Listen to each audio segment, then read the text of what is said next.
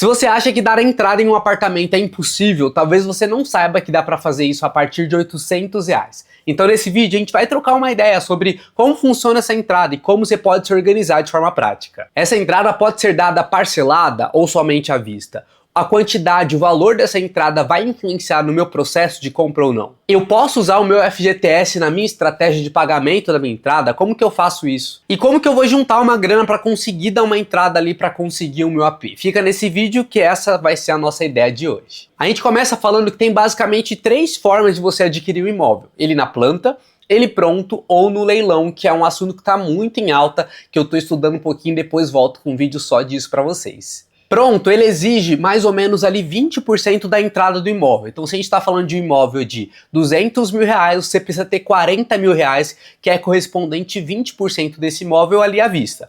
Em alguns casos e alguns programas eles facilitam esse parcelamento e ajudam ali para ficar de uma forma um pouquinho mais tranquila. Já no apartamento da planta, essa entrada ela pode ser parcelada durante o período de obras. Então, se você está ali num AP de 200 mil, o banco financiou para você ali, segundo a sua renda, 170 mil, a gente sabe que falta R$ 30 mil para você ter de entrada. Dessa entrada, as construtoras, algumas aceitam ali a partir de R$ 800 no ato. Então, com R$ 800 de fato você consegue dar essa entrada e o restante você pode parcelar durante o período ali de obras. E aí, para quem compra na planta, obviamente, quanto maior essa entrada, mais tranquila vão ficar as parcelas ali dessa entrada durante o período ali de obras, que geralmente são de 2 anos e meio, 3 anos. Na minha construtora, quem dava uma entrada maior tinha o poder de escolha de prioridade sobre as unidades. Então, quando eles lançaram ali o bloco, eu queria andares mais altos, mas como eu dei só 6 mil de entrada,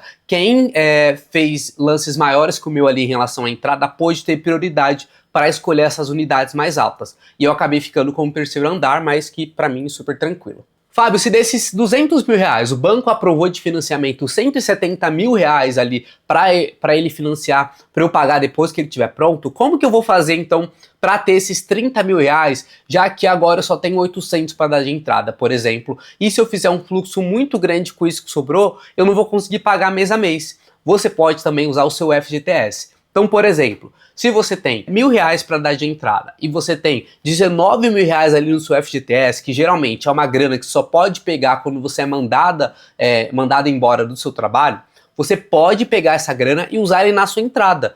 Então, no lugar de dar somente R$ 1.000, você pode dar os seus R$ 800 mil ali de ato, usar seus 19 do fundo de garantia e aí sim você vai ter dado R$ 20 mil de entrada. E os R$ 10 que sobrar, os R$ 10 mil na verdade que sobrar, você vai pegar e vai dividir ele durante o período de obras, fazendo com que o seu fluxo de pagamento fique mais tranquilo.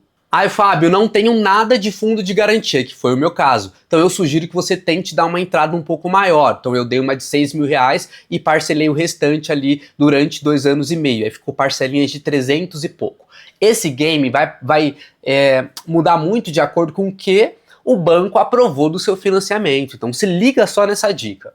Se você está de olho num imóvel de 200 mil e o banco aprovou para você 170, você tem 30 mil para dividir em 3 anos. Então se você tiver mais uma entradinha ali, vai facilitar e não vai ficar um fluxo tão alto.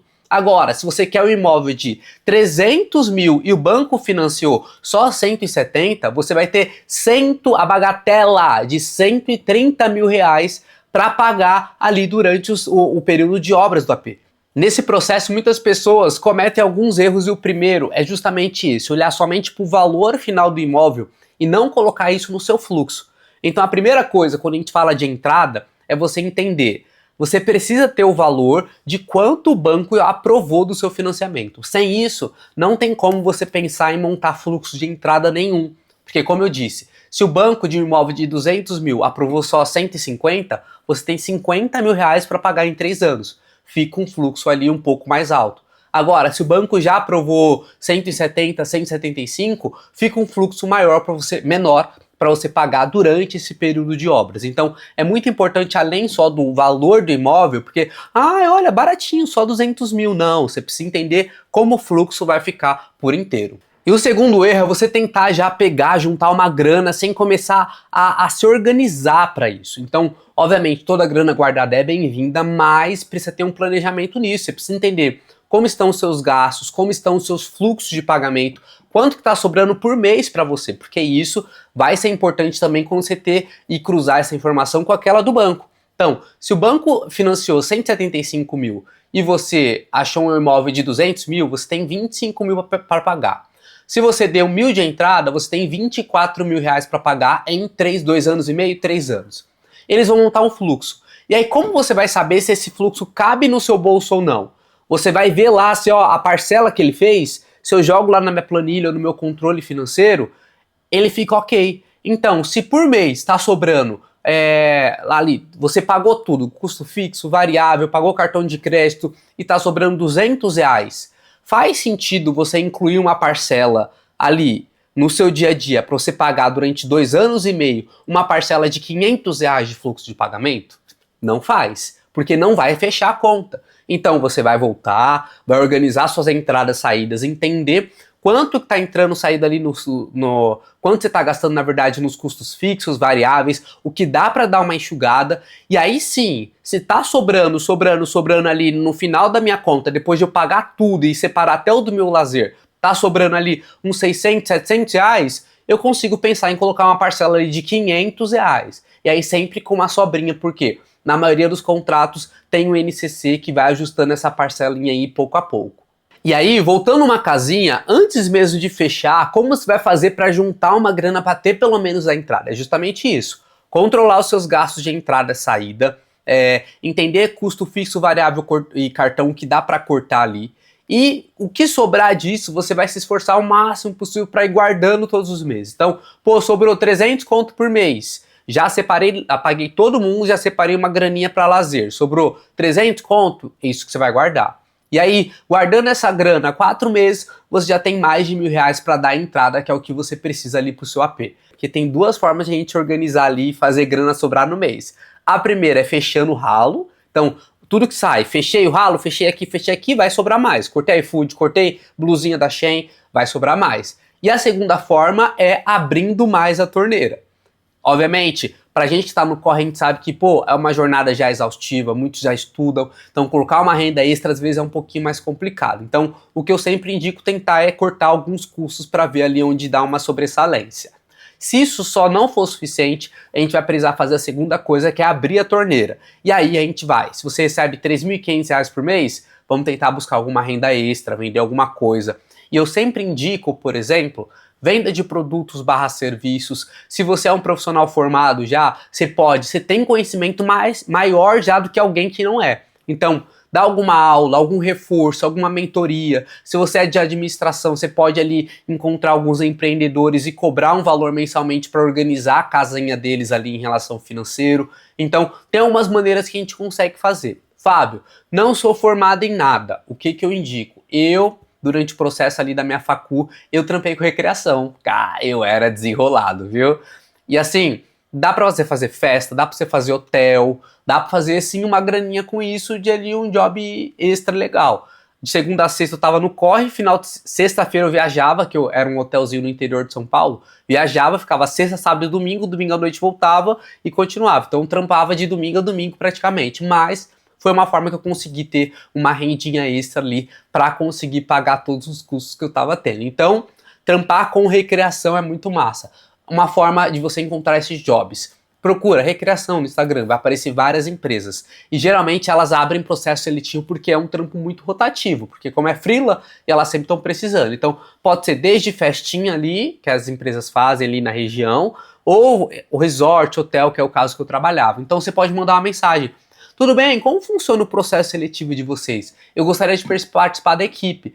E aí, geralmente, eles mesmos dão treinamento, não exige experiência, porque é um mercado que realmente, como tem muita rotatividade, eles mesmos fazem treinamento, porque eles sempre precisam de mais pessoas sempre. Então, essa também é uma forma ali de você abrir a sua porteira. E aí sim, juntando tudo isso, a gente consegue se organizar para juntar uma grana, e eu posso fazer tudo isso para levantar uma grana. Depois que eu levantei essa grana, consegui dar entrada no AP, eu continuo fazendo essas movimentações para pagar as parcelinhas que eu vou ter. Lembrando, quando você parcela a entrada, você não tem somente a parcela da entrada, você tem também os juros de obra que é cobrado junto ali, na verdade, é um valor que também vem todo mês, mas cobrado de forma separada. Para a construtora, você vai pagar a entrada parcelada. Se faltou 20 mil, você parcela ali em 2 anos e meio, para ela que você vai pagar esse valor todos os meses. E essas parcelas vão se ajustando pelo INCC todos os meses. Então, R$500, no outro mês está tudo 505. No outro está tudo 510. Então a minha dica é correr para tentar matar o máximo possível. Junto com isso, você vai pagando para o banco um valor dos juros de obra, que é o valor de uns juros que ele vai te repassando de acordo com a grana que ele vai mandando para a construtora construir o prédio, porque você financiou ali com ele. Então, começa bem baratinho, no meu caso, começou ali com 50, 100 reais, e ele acaba ali próximo ou passando o valor do seu financiamento. Então, são 2 valores que você vai ter que ter ali todos os meses. Então, fazendo um resumão ali de tudo que a gente falou, se for um imóvel pronto, você precisa dar uma entrada de 20% ali correspondente ao imóvel ali à vista. E em alguns casos, rola ali uma negociação legal ali para parcelamento. Se for um imóvel na planta, você tem a possibilidade de parcelar a entrada. Ela tem que ser mínima ali, de acordo com algumas construtoras, de R$800. E você pode usar o FGTS também para contemplar essa entrada. E aí você precisa montar um fluxo que caiba ali no seu bolso. Para juntar grana ali e dar a entrada, você precisa organizar suas finanças, entender quanto que entra, quanto que sai e de fato quanto está sobrando. O que sobra, tenta sim guardar tudo que você pode, e se tiver pouquinho ali sobrando para você guardar, tenta abrir a torneira fazendo alguma renda extra para sobrar mais grana ainda. E um detalhe, tá fazendo renda extra? Continua enxugando os gastos para sobrar mais, porque se eu cortei o iFood, comecei a fazer renda extra e volta a comer iFood, elas se anulam. Então abre a torneira e continua com a tampa ali do ralo fechado para sobrar cada vez mais grana. Eu espero que esse vídeo tenha te ajudado a entender um pouquinho sobre como dar uma entrada e conseguir o seu cantinho. Eu vou deixar aqui embaixo todos os links úteis, inclusive a da minha planilha de organização financeira que faz você enxergar ali o seu dinheiro, que pode te ajudar nesse processo. E já comenta aqui pra mim também caso você tenha alguma dúvida, que eu vou responder todo mundo. Já deixa o seu like, me segue e ativa também aqui o sininho para receber as notificações. Estamos voltando com esse canal a todo vapor, eu quero trazer muitos conteúdos legais para te ajudar nessa jornada também.